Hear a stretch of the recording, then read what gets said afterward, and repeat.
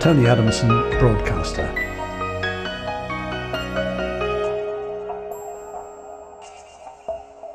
My first immediate thought was, no, I don't want to do this because I don't like talking about myself, particularly because I'm not very good at talking about myself, and I'm not very articulate, and I don't have the words, and also I'm slightly embarrassed about talking about myself. So no, I won't do that.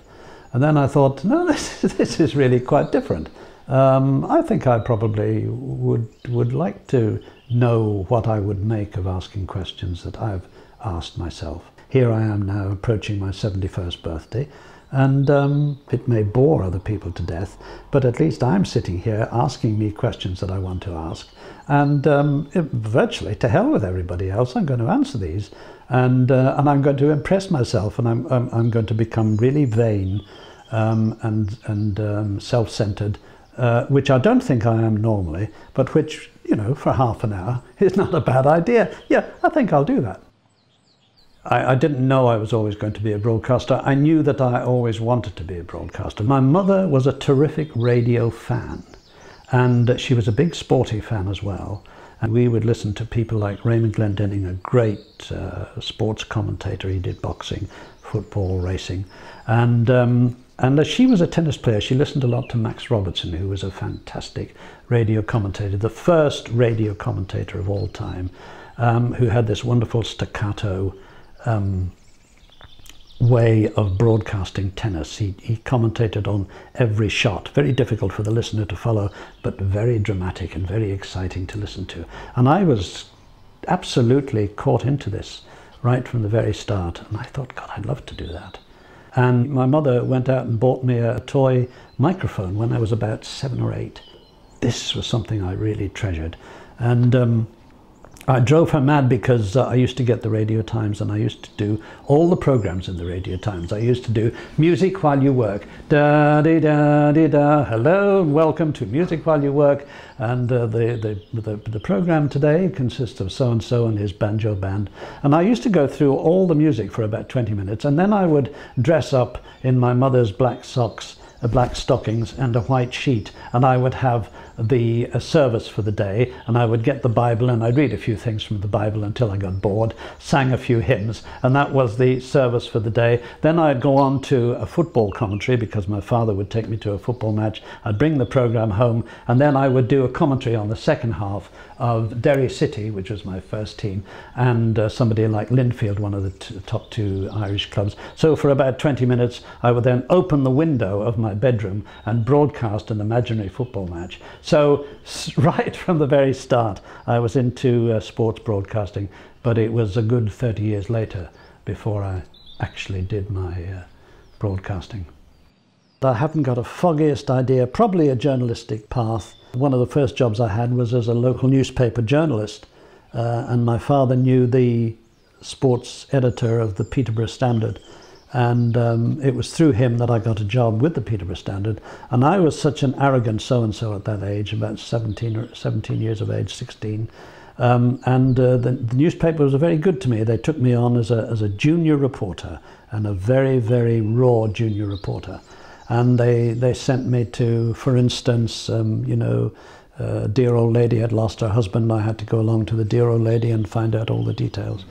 And they'd send me along to courts, but then at the same time they'd send me to technical college and put me through typing classes and shorthand classes. And I thought at the time, what's this got to do with journalism? I don't need all this. I can acquire that in my own good time.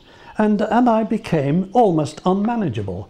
And it was noticed by the editor, who called me in one day and said, Tony Adamson, we've given you this opportunity, and you, from where I sit, Tony, you haven't really grasped it, have you? And so I think it's best that you move on to other things, because I don't think you're cut out to be a journalist, to be quite frank with you. Goodbye and thank you. And I went home, I remember, and this was after about 6 months with the Peterborough Standard, and told my father, who very nearly killed me. And that was that, and that was very disturbing. And I look back on that, and of course I think to myself, well, if I'd worked with the Peterborough Standard, and grown up with the Peterborough Standard and maybe grown up with journalism, I wouldn't have done what I always wanted to do. So in some ways, I can understand why I didn't like journalism or newspaper journalism, but on the other hand, it was a fairly crass and stupid thing to do, to turn down an opportunity that at that time wasn't given to all young fellows at that age. It was a fairly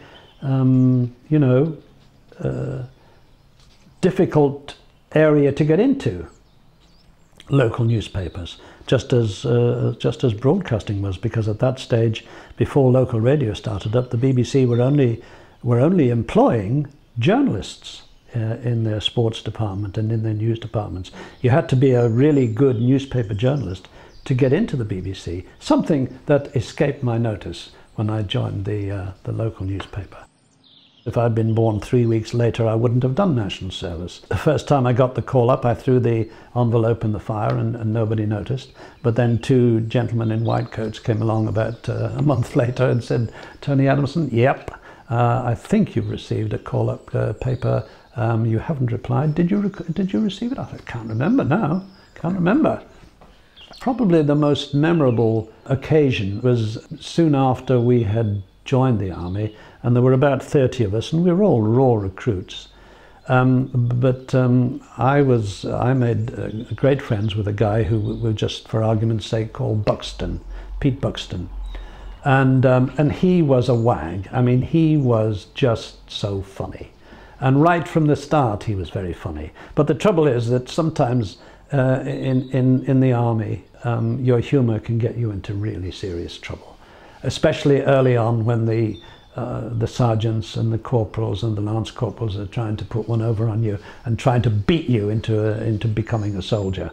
And very early on in the piece, we had muster parade, which was 30 of us up at 6:30 in the morning, stretched out, and the sergeant, the platoon sergeant, would come along and inspect you. And you were supposed to be at 6:30 in the morning, well turned out. And Buxton and I was standing side by side in this line of people. So the sergeant came along and looked at Buxton, and you could tell that the sergeant had discovered something not quite right with the top of Buxton's shirt. So with his baton, the tip of his baton, he just removed the tie very slightly. And of course, the shirt fell open, showing the button missing from the top of the shirt. So the sergeant called him a rat. He said, "Buxton, you are a rat. What are you?" And Buxton said, "I'm a rat, Sergeant." Good. And then the sergeant came right up close to him, to Buxton. They were almost nose to nose. And the sergeant said, "And you haven't shaved either, Buxton. Why not?" And Buxton said, "Because rats don't shave, Sergeant." And Buxton was taken away for 3 weeks, solitary confinement.